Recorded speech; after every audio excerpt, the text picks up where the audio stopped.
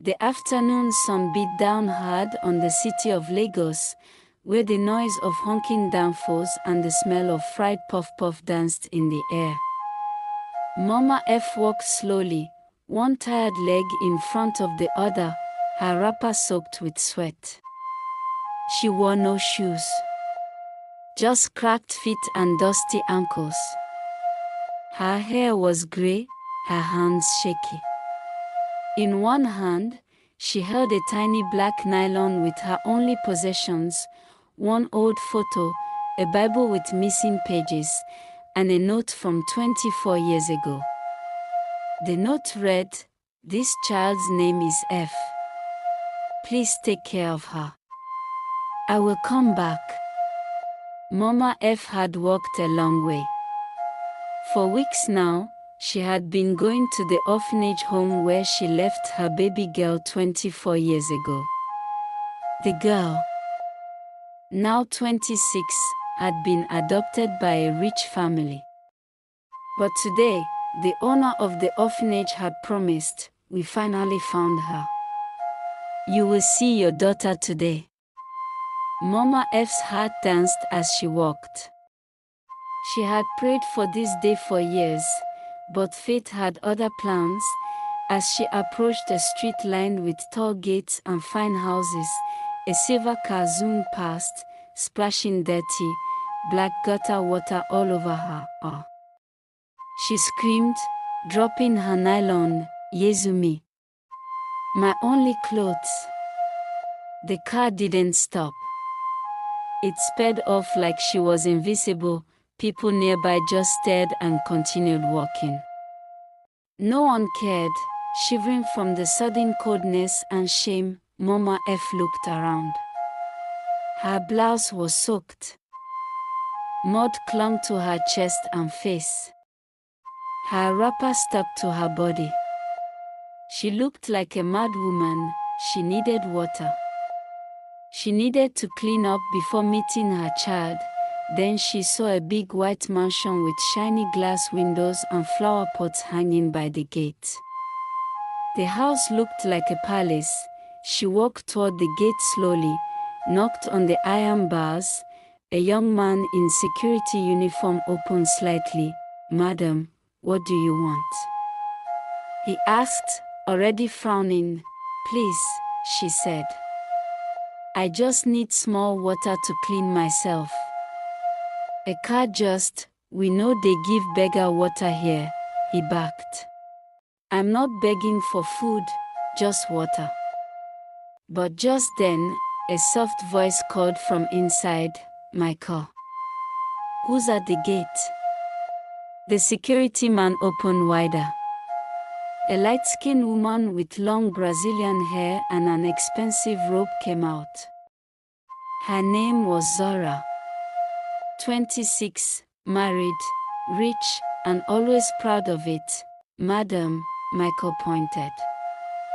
"This old woman says she won't bath."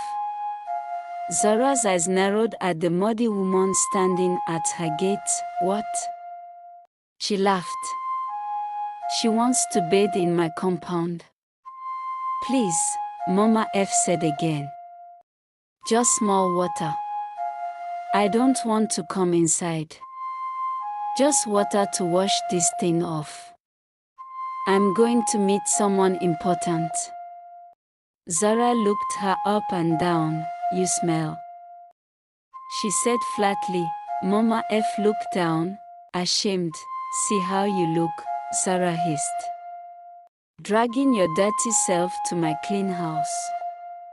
You people are the reason this country is backward." "Madam, please," the old woman begged, tears in her eyes. "God will bless you." But Zara was already marching inside. "Michael, pour water on her and send her away." "Oh, madam." Michael hesitated. "Do it." Michael shook his head and fetched a bucket of water. He splashed it over Mama F without warning. The old woman staggered. Zara came back, holding a mop stick. She raised it high and shouted, Go away. Before I call the police. Go back to wherever you crawled out from. Mama F, now dripping wet, backed away slowly. I'm going, she said quietly, heartbroken. Just then, the gate opened again, and a black G-Wagon rolled in. The car parked. A tall man stepped out, looking fresh and calm in fitted black designer t-shirt, ripped blue jeans, clean white sneakers, and a silver chain around his neck, with a smartwatch glinting on his wrist. It was Zara's husband, Darren. He saw the wet, shaking old woman and frowned. What happened here? He asked. Zara folded her arms. This dirty woman came to ask for water like she owns the place. I told her to leave. Darren looked at Mama F, then at the empty bucket beside my car. You poured water on her. He asked Zara. She was dirty. You beat her too. Zara said nothing. Darren walked closer to the old woman and placed a hand on her shoulder. Ma, are you okay? I'm fine, she whispered, but her tears told another story. Come in. You can use the guest bathroom. No, sir. I'll go. Please. Let me help. Zara stomped her foot. Darren, why are you acting like this? She's a nobody. Darren turned to his wife, angry now. And you? You claim to be somebody, yet you treat others like trash. You poured water on an old woman begging for help. Are you not ashamed?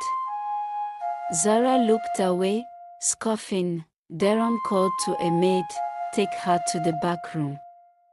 Give her clothes. Let her clean up. She will wear my clothes. Zara snapped. Yes. The ones you don't wear anymore. The maid led Mama F inside. She bathed, wore a soft gown, and came out cleaner. But the pain still sat in her chest. Thank you, she told Darren, avoiding Zara's glare. But I must go. At least let me drive you. No, sir. You've done more than enough. God bless you. And with that, she left the mansion, heading to the orphanage home. The sky darkened as clouds gathered slowly. The wind carried dust and dry leaves through the streets of Lagos. Mama F, now dressed in clean borrowed clothes, walked with purpose. Her legs ached, but her heart beat fast with hope. The orphanage wasn't far now. As she reached the gate, a woman in a yellow dress with a wide smile opened the gate and rushed toward her. Mama F. We thought something happened to you. It was Madame Ruth, the owner of the orphanage home. A strong woman with a kind heart and sharp eyes. I was delayed, Mama F said, breathing hard. A car splashed mud on me. I had to clean up. Oh no. That must be why you missed us at the center, Madame Ruth said. We waited for you, but you didn't come. So, I decided to take her home myself.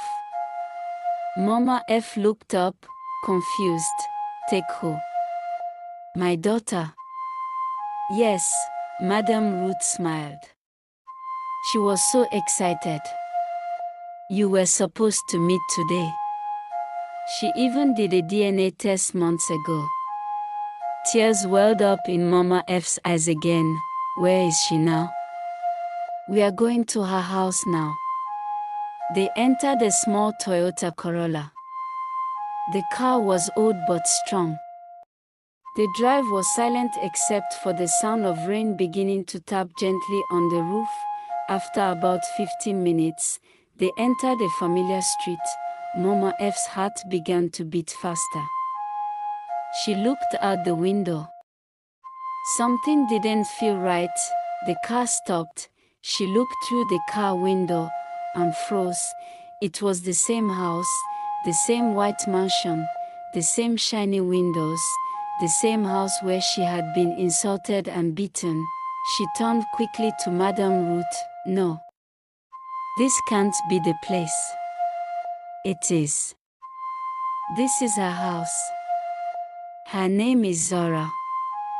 Mama F's mouth fell open. Zara. Yes. Zara F. Okonkwo. She was adopted by Chief and Madam Okonkwo. You must have seen her on the news sometimes. She's married to a businessman, Darren Alabi. Mama F clutched her chest. Oh God. This world is wicked. This was where I was disgraced. She poured water on me. She beat me. Madame Ruth's eyes widened. Are you serious? But she doesn't know who you are. I know. But how can I face her again? Mama, you must. You came all this way. You suffered. This is your day. God is showing you something. The gate opened. Michael, the security man, stepped out again. Oh, it's the old woman, he muttered under his breath. Tell Madame Zara we're here, Madame Ruth said. Michael walked in slowly. Moments later, Zara came out wearing a silk dress and holding her phone. She looked confused. Ruth. Who's this? She asked, pointing at Mama F. This, Madame Ruth said calmly, is your mother. Zara laughed. A loud, dry laugh that echoed in the compound. What kind of joke is this? This woman again. It's not a joke, my dear, Madame Ruth said. She can't be my mother. This is nonsense. Zara, Madame Ruth said seriously. You did a DNA test with us, remember? Zara's smile dropped slowly. Yes. Well, this is the woman whose DNA matched yours. Zara stared at Mama F. It's not possible. Look at her. She's a beggar. And you, Darren's voice came from behind, were once an orphan. Zara turned. Her husband was standing at the door. Holding a document. This is the DNA result, he said, walking forward and handing it to her. Zara's hands shook as she read the paper. Positive match, 99.99%. She looked up. Her eyes met Mama F's for the first time. Not as a stranger, but as blood. No, she whispered. No. It can't be. I beat her. I insulted her. Yes, my daughter, Mama F said softly, her voice shaking. You did. Tears rolled down Zara's face. Why? Why did you leave me? I was 15, Mama F began. A child myself. I got pregnant for a boy who ran away. My parents disowned me. I had nowhere to go. She sank slowly onto the wet grass, crying, I carried you for 9 months. I delivered you by myself under a bridge. I used my last wrapper to wrap you. I kept you by the gate of the orphanage, wrote a note, and ran. I said I would come back. But life kept breaking me. I got married, Mama F continued. But I could never have children again. My womb was damaged. My husband sent me out. I became nothing. until I decided to search for you. I prayed. I fasted. I suffered. And today, when I finally reached your door, you poured water on me. Zara crawled closer, holding Mama F's feet. Mommy, I'm sorry. I didn't know. I swear I didn't know. I know, Mama F said. It's not your fault. I failed you first. They held each other, crying. Madame Ruth smiled softly. It's not how the story began. It's how it ends. Zara stood up slowly and pulled Mama F up with her. Come inside, she said. Come and sit down. You're not a visitor. This is your home now. Mama F looked at her, disbelieving. You're sure? I'm your daughter. And I'm not going to lose you twice. As they walked into the house together, Darren whispered to himself, God really knows how to write stories. The end. If you love this video, please subscribe and make sure to click on the notification button to know when we upload a new video. Also like, share and comment your thoughts. I will see you in the next video.